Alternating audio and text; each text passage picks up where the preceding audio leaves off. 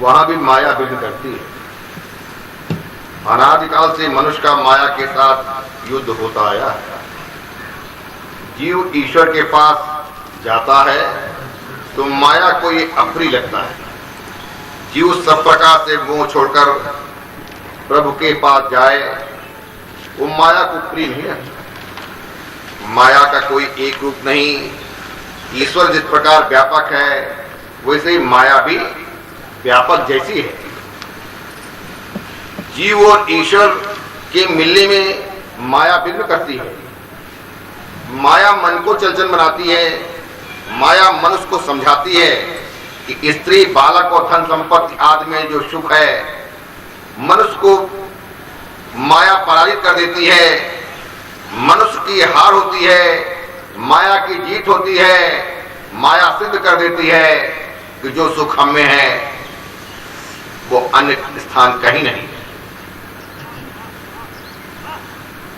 इसका कारण यह है कि मनुष्य प्रभु की जय जयकार करता नहीं, कथा और कीर्तन में प्रेम से ईश्वर का जयकार करना चाहिए, जिससे माया की हार हो जाए और अपनी जीत हो जाए।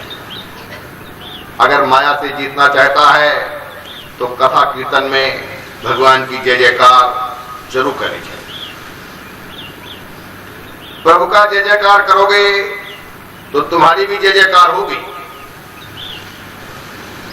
प्रभु का जय जयकार करोगे तो तुम्हारी जीत होगी। तुम्हारी भी जय जयकार होगी, तुम्हारी भी जीत होगी, बार बार होगी। भूख और तृष्णा को भूलोगे नहीं। भूख और तृष्णा को भूलोगे नहीं तो पाप होते ही रहेंगे। जब तक भूख और तृष्णा है तब तक जीव बाध्य होकर पाप करता है। तृष्णा की भूख है इसमें। भूख और प्यास को सहन करने की आदत होनी चाहिए।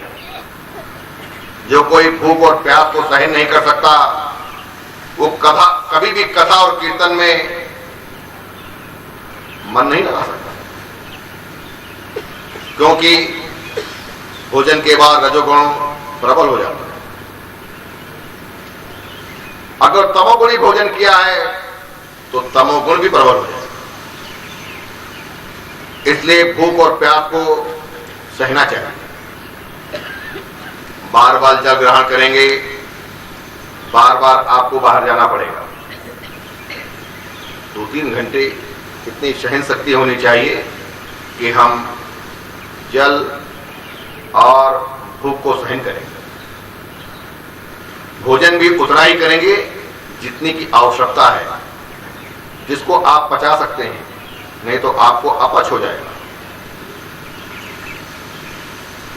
प्रयास करेंगे कि सात्विक भोजन ग्रहण करें। सात्विक भोजन भी होना चाहिए, सात्विक लिबास भी होना चाहिए। आपके वस्त्र भी सात्विक होना चाहिए। ज्यादा चटक बटक के भड़काऊ कपड़े पहन करके सत्संग में नहीं आना चाहिए। वैसे तो घर में भी नहीं पहनना चाहिए, लेकिन सत्संग में बिल्कुल नहीं आना चाहिए। आभूषण धारण करने की पूर्ण रूप से मनाही है। आप तुलसी माला धारण कर सकते हैं, रुद्राक्ष माला धारण कर सकते हैं, लेकिन आभूषण सोने चांदी या हीरे जवाहरात के पहन के आना पूर्ण रूप से मनाही है। कोई भी पहन के नहीं आएगा। तुलसी से ज्यादा सौभाग्य सूचक कोई और मंगल नहीं है, कोई माला नहीं है। रुद्राक्ष से ज्यादा पवित्र कुछ भी नहीं है।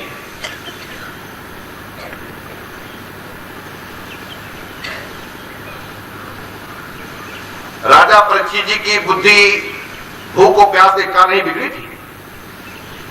राजा परीक्षित की जो बुद्धि बिगड़ी थी भूख और प्यास की वजह से बिगड़ी थी। सूत जी सावधान करते हैं, ये वही स्थान है जहां सूत जी ने 88,000 ऋषियों को सावधान किया। हे राजन, नारद जी आज श्रोता बनकर के बैठे हैं, संकादिक आसन पर विराजमान है, अतः जय जयकार शुद्ध होने लगा है। ये भागवत की कथा अति दिव्य है। इस कथा को जो प्रेम से सुनेगा उसके कान में से परमात्मा हृदय में उतरेंगे। नेत्र और श्रोत्र को जो पवित्र रखते हैं, नेत्र और श्रोत्र को जो पवित्र रखते हैं, कभी निंदा नहीं सुननी चाहिए, कभी निंदा नहीं सुनना चाहिए, और विकार युक्त कभी देखना भी नहीं चाहिए। कोई भी दृश्य विकार युक्त है उसे कभी नहीं देखना चाहिए। नेत्र और श्रोत्र को जो पवित्र रखते हैं, उनके हृदय में से परमात्मा आते हैं। भगवान श्री कृष्ण कान में से, आंख में से, मन में आते हैं। बार बार जो श्री कृष्ण की कथा सुनता है, उसके कान में से कृष्ण हृदय में पधारते हैं। बार बार कथा सुननी चाहिए। ऐसा नहीं मानना चाहिए कि कथा एक बार तो पूरी सुन चुके हैं, अब वही तो कथा है, ऐसा नहीं है। यद्यप कही गुरु 12 समझ परी कछु मत अनुसार। जो अपनी बुद्धि है उतनी ही समझ में आएगी, उससे ज्यादा नहीं आएगी। पाप भी कान में से ही मन में आता है। कान को कथा श्रवण कराओगे, पाप श्री भगवान को कथा सुनोगे। कान को कथा श्रवण कराओगे, आप श्री भगवान की कथा सुनोगे, तो मन भगवान में स्थिर होगा। कान में से भगवान हृदय में आएंगे। भगवान के हृदय प्रवेश के लिए हमारी देह, आंखें और कान द्वार हैं, साधन है। कई लोग आंखों से ही प्रभु के स्वरूप को मन में उतारते हैं, तो कुछ और लोग कान से श्रवण करके श्री भगवान की हृदय में उतारते हैं। अतः आंख और कान दोनों को पवित्र रखो, वहां श्री कृष्ण को जरूर पधराओ। आंख और कान में श्री कृष्ण को जरूर पधराओ। कान से कुछ नहीं सुनेंगे, सुनेंगे तो कथा सुनेंगे, नहीं तो कुछ नहीं सुनेंगे। पंचायत बिल्कुल नहीं सुनेंगे, निंदा बिल्कुल नहीं सुनेंगे। डकैतों की, बदमाशों की, वैश्याओं की जासूसी कथाएं कभी नहीं सुनेंगे, नहीं तो कान पवित्र कैसे रहेंगे।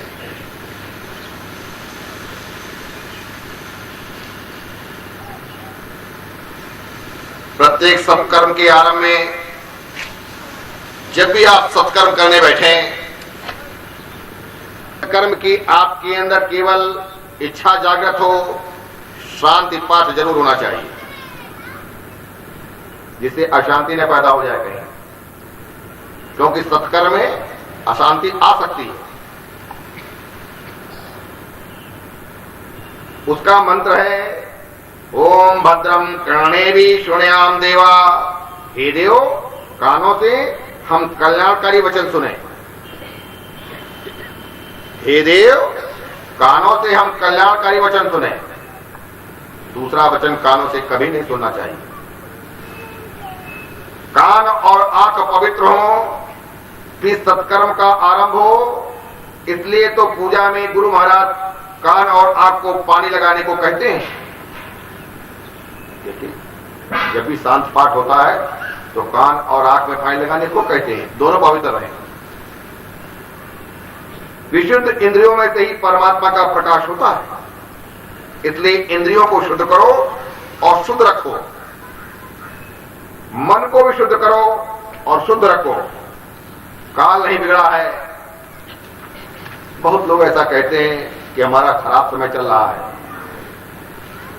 ये भाषा ही गलत है, इस तरह का कहना ही गलत है। काल नहीं बिगड़ा है, मन बिगड़ा है। नेत्र और श्रोत्र को पवित्र करने के बाद कथा का आरंभ होता है। सनकादि मुनि कहते हैं कि इस भागवत शास्त्र में 18,000 श्लोक हैं। 18 की संख्या परिपूर्ण है। श्री रामकृष्ण परिपूर्ण है। नवमी के दिन प्रकट हुए। श्री कृष्ण नवमी के दिन ही गोकुल में आए, तभी नंद महोत्सव करने में आया। राम जी की 12 कलाएं, कृष्ण की 16 कलाएं, ऐसा भेद नहीं करना चाहिए। श्री भागवत में मुख्य कथा है नंद महोत्सव की। इस कथा के भी 18 श्लोक हैं। भागवत में प्राचीन और उत्तम टीका श्रीधर स्वामी जी का है। उन्होंने किन्हीं सांप्रदायिक सिद्धांतों का सहारा न लेकर स्वतंत्र रीति से भागवत तत्व का विचार किया है। श्रीधर टीका पर बंसीधर महाराज की टीका है, उन्होंने कहा कि हमारे ऋषि मुनियों ने केवल निस्वार्थ भाव से इस ग्रंथ की रचना की है। श्रीमद् भागवत की महिमा का वर्णन कौन कर सकता है? भागवत तो श्री नारायण का ही स्वरूप है। श्री भगवान जब गोलोक पधारे तो उन्होंने अपने तेजस स्वरूप को इस ग्रंथ में रखा था, ऐसा 11 स्कंद में लिखा हुआ है। अतः भागवत भगवान की शब्दमयी साक्षात मूर्ति है। भागवत भगवान की शब्दमयी साक्षात मूर्ति है, श्री कृष्ण की वांगमय मूर्ति है। उद्धव जी ने जब पूछा कि आपके स्वर्गधाम गमन के बाद इस पृथ्वी पर अधर्म बढ़ेगा तो धर्म किसकी शरण में जाएगा, पूछा उद्धव जी ने। चले प्रभु कि आपके स्वर्गधाम गमन के बाद इस पृथ्वी पर अधर्म बढ़ेगा तो धर्म किसकी शरण में जाएगा? भगवान ने तब कहा था कि मेरी भागवत का जो आश्रय लेगा उसके घर में कल नहीं आ सकेगा। आश्रय लेना चाहिए। श्रीमद् भागवत का जिसने भी आश्रय लिया है उसके घर में कल कभी नहीं आ सकता, अर्थात उसके घर में धूप कीड़ा कभी नहीं होगी, व्यसन कभी नहीं होगा, शराब कभी नहीं पी जाएगी, वैश्यागमन कभी नहीं होगा, जुआ कभी नहीं खेला जाएगा, सोना चांदी हीरे जवाहरात मोती इत्यादि से मोह नहीं होगा, कली का प्रवेश नहीं होगा। श्री भागवत भगवान का नाम स्वरूप है। श्री भागवत भगवान का नाम स्वरूप है। नाम स्वरूप से ही अन्य रूप सिद्ध हुए हैं। मन के मैल को दूर करने के लिए ये भागवत शास्त्र है। जैसे तन के मैल को दूर करने के लिए, वस्त्र के मल को दूर करने के लिए आप साबुन का प्रयोग करते हैं, उसी प्रकार मन के मैल को दूर करने के लिए भागवत शास्त्र बनी है। मन को शुद्ध करने का साधन भागवत कथा है। ये कथा सुनने के बाद भी यदि पाप करना चालू रखेंगे तो यमदूतों की ओर से मार खानी पड़ेगी। कथा सुनने के बाद भी जो पाप चालू रखेगा यमदूतों की मार खानी पड़ेगी। ईश्वर के साथ प्रेम करने का साधन ही भागवत शास्त्र है। मनुष्य पत्नी, धन संपत्ति, भोजन के आदि के साथ तो प्रेम करता है, परंतु प्रभु के साथ प्रेम नहीं करता। यही मुख्य कारण है उसकी दुखी रहने का। यही मुख्य कारण है उसके दुखी रहने का। श्री रामानुजार के जीवन में एक प्रसंग हुआ था। रंगदास नाम का एक सेठ था जो एक वैश्या पर अतिशय आसक्त था। ये एक कथा है, साची कथा है रामानुजाचार्य के जीवन की।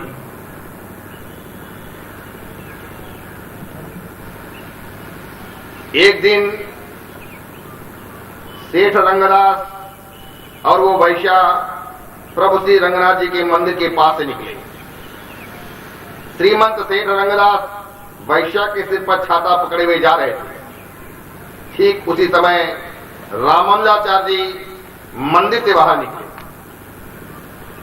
उन्होंने ये दृश्य देखा कि एक सेठ जो है वैश्या के सिर पर छाता रख के जा रहा है।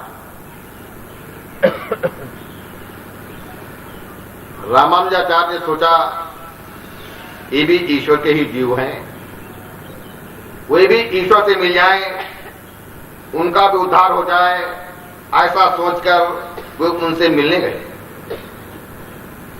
सेठ रंगदास से रामानुजाचार्य जी मिलने जा रहे हैं। संत सभी से मिलते हैं, पापी हो या पुण्यात्मा, दुर्जन हो या सज्जन, बेईमान हो या ईमानदार, संत सभी से मिलते हैं। रास्ते में जाकर वो उस रंगदास से मिले और बोले, आप इस वैश्या से जो प्रेम करते हैं उसे देखकर मुझे बहुत आनंद हो रहा है। रामानुजाचार्य ने कहा, संत रामानुजाचार्य ने कहा कि आप वैश्या से प्रेम करते हैं, इससे मुझे बहुत आनंद हो रहा है।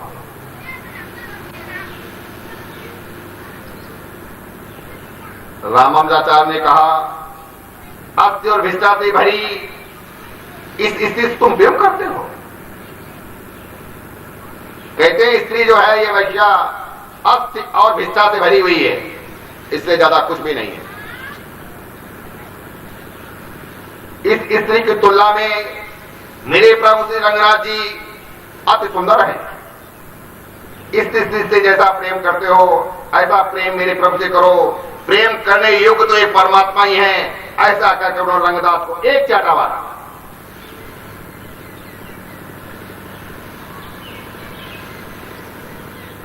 संत अगर कटु बोलते हैं तो भला ही होगा, अगर प्रशंसा करते हैं तो गड़बड़ जरूर है। रंगदास की वहां समाधि लग गई। ऐसा कहकर श्री रंगनाथ जी का दर्शन हुआ। रंगदास की वहां समाधि लग गई। रंगनाथ जी का दर्शन हुआ। उस दिन के बाद रंगदास ने किसी भी दिन स्त्री से प्रेम नहीं किया। एक चाटे में बिल्कुल लाइन में आ गया। मनुष्य अपना प्रेम पात्र हर क्षण बदलता है। मनुष्य अपना प्रेम पात्र हर क्षण बदलता है, परंतु कहीं भी उसे संतोष और शांति नहीं मिलती। बाल्यावस्था में माता से प्रेम करता है, कुछ बड़े होने पर मित्रों से प्रेम करता है, विवाह हुआ तो पत्नी से प्रेम करता है, उस समय जाने के बाद अपनी उसी प्यारी पत्नी का तिरस्कार करने लगता है और उससे कहता है कि तेरे साथ विवाह करने से मैंने बड़ी भारी भूल की है। उसके बाद वो पुत्रों से प्रेम करता है, उसके बाद वो धन से प्रेम करता है। वृद्धावस्था में धन और संपत्ति से ज्यादा प्रेम करता है। ईश्वर को ही प्रेम का पात्र बनाओ, जिससे प्रेम का पात्र बदलने का प्रसंग ही ना है। अगर बचपन से ही ईश्वर को प्रेम का पात्र बनाया है तो जीवन की हर अन्य अवस्थाओं में पात्र बदलने की आवश्यकता नहीं आएगी। श्री भागवत शास्त्र बार बार सुनोगे तो परमात्मा से प्रेम बढ़ेगा। बार बार सुनने से, एक बार से नहीं। आजकल लोग भक्ति तो बहुत करते हैं, परंतु भगवान को साधन और सांसारिक सुखों को साध्य मानकर ही करते हैं। भक्ति बहुत करते हैं, जगह जगह भक्ति हो रही है भगवान की। मंदिरों में भारी भीड़ है, सत्संग में भारी भीड़ है, लेकिन भगवान को साधन और सांसारिक सुखों को साध्य मानकर करते हैं। भगवान को साधन मानते हैं, सांसारिक सुखों को साध्य मानते हैं। भक्ति सार्थक नहीं होती। लोग दुखी होते हैं, भगवान को ही साध्य मानो, संसार के सुखों को नहीं। कथा में हास रस गौर है, कथा में हंसना नहीं चाहिए। कथा हंसने के लिए नहीं बनी है, रोने के लिए। कथा में हास रस गौर है, कथा किसी को हंसाने के लिए नहीं है। कथा तो ईश्वर को प्रसन्न करने के लिए है। श्रोताओं के हृदय में जो शोक जागृत करे वो शुद्ध है। कथा शुद्ध हृदय से रोने के लिए है। कथा शुद्ध हृदय से रोने के लिए है। मेरा आज तक का जीवन सार्थक नहीं हो सका, मेरा आज तक का जीवन सार्थक नहीं हो सका, अर्थात निरर्थक ही निकल गया। आदि भाव हृदय में जागे, ऐसी कथा का श्रवण सार्थक हुआ। कथा सुनने के बाद पाप न छूटे, वैराग उत्पन्न न हो, कथा का श्रवण किस काम का? श्री भागवत के दर्शन से, श्रवण से, पूजन से पापों का नाश होता है। श्रीमद् भागवत के श्रवण मात्र से ही सद्गत मिलती है। कथा श्रवण का लाभ आत्मदेव ब्राह्मण का चरित्र कहकर बताया गया है। बिना दृष्टांत का सिद्धांत मन को नहीं छूता। आत्मदेव ब्राह्मण का चरित्र कहा गया है कथा केवल रूपक नहीं है, कथा की लीला सच्ची है, उसमें कहा गया आध्यात्मिक सिद्धांत भी सत्य है।